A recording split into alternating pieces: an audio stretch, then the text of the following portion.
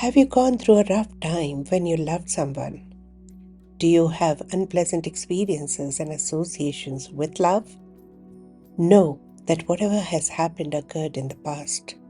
The future can be different. You can intend and avail pleasant and positive experiences as you love yourself and the people around you. In short, it's time to recognize and address your fears of loving yourself and others. Loving yourself encompasses all aspects of your being. Love your body, love your profession, love your life, love all experiences life has offered you. Love all that you were in the past and you are in the now. Love yourself for being who you are without any judgment, conditioning, or criticism.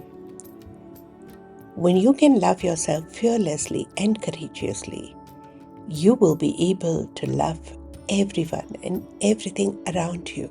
This is a short explanation of CL6 Redikall Multi Chakra Intelligence. Listen to the new podcast now on Spotify, YouTube, and Facebook.